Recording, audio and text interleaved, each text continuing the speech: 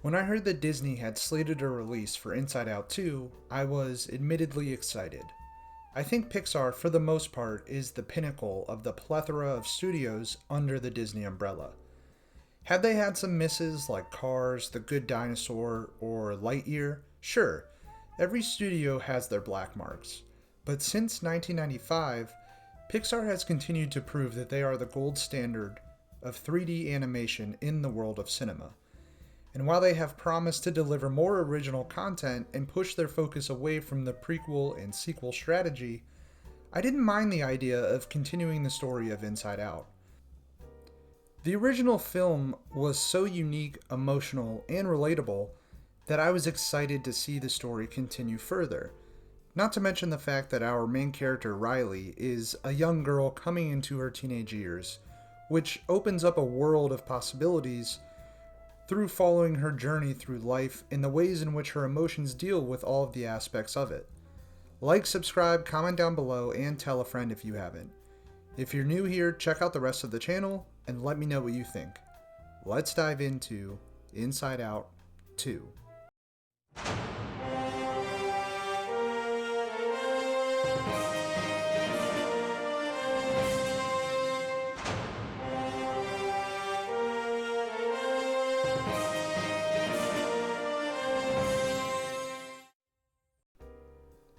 My biggest concern going into this movie were the notable absences of Bill Hader and Mindy Kaling. Bill Hader is one of my favorite comedic actors working today, and both him and Kaling were perfectly cast as Fear and Disgust in the original film. I am pleased to say though, aside from a few scenes, the omission and ultimate replacement is barely noticeable. Liza Lapira and Tony Hale do a fantastic job at emulating the performances set up in the first film while still making them their own. The rest of the original cast returns, along with a ton of newcomers. Maya Hawke, Ayo Edebiri, Adele, I'm not even going to pronounce her last name, and Paul Walter Hauser. All join the cast as anxiety, envy, ennui, and embarrassment respectively. 4 new emotions that are upgraded into the emotion console after Riley is suddenly overcome by puberty. These new emotions are a fun addition to the sequel, but I will say there are times when the plot feels a bit overstuffed because of them. I think adding maybe 1 or 2 new emotions could have served the same purpose and left more breathing room for the story to flourish naturally. But that being said, it's not a negative that you will notice or in turn take you out of the movie. You will enjoy it regardless. That being said, I respected that these new emotions served a core purpose to this story, and they weren't just an addition for the sake of making this movie bigger and better because it is a sequel. I loved the aspect of the new emotions overthrowing headquarters and sending Riley sort of spiraling out of control. Just reflecting about where I was at 13 and the vast range of emotions I remember going through every day, entering high school, making new friends, doing stupid and embarrassing things, it was extremely relatable, even more so than the original. I recalled times when I had to find a sense of balance in my life as I navigated trying to make new friends while still keeping the old ones, trying to pursue activities that I was passionate about, while always making time for the people I care about. I think when we become adults, sometimes we forget how difficult being a teenager actually can be, especially at a time when your personality and your body is going through so many changes. And I can't even imagine what it's like in this day and age with social media at the height of its capabilities. And I think this is my favorite aspect of this film. You really experience what this is like through Riley, and it makes you just reflect on your own life and how maybe as a parent, now that I am, it will affect my kids in the future, and it gives you a good sense of maybe how to deal with that. I also enjoyed the notion that all the emotions we feel are deeply important and all have benefits to them. Each one of Riley's emotions serves a unique purpose and each one has their place. But if any one of them becomes too extreme or gains too much influence, Riley's whole emotional state is thrown out of balance.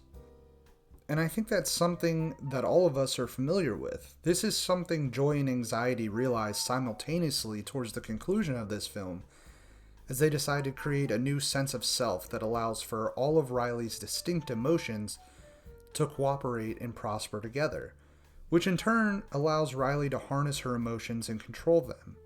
I think that's a notion that each and every one of us can take something from. I think another refreshing aspect of this sequel is Riley's sense of self.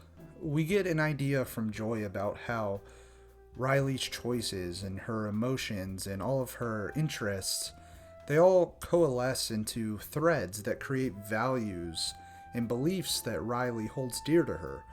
And those all spin into one collective sense of self, creating the base personality for Riley.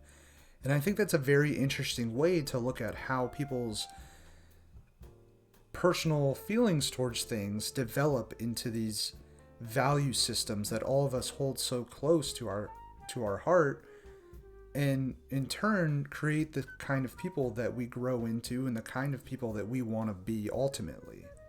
Pixar has never shied away from tackling tough subjects. Every single one of their movies, there's at least a piece of it that is something deep, something personal. And I think Inside Out 2, they probably do it the best. Outside of Soul and maybe Toy Story 4, I think this is one of the toughest aspects of life that they tackle, and they execute it well.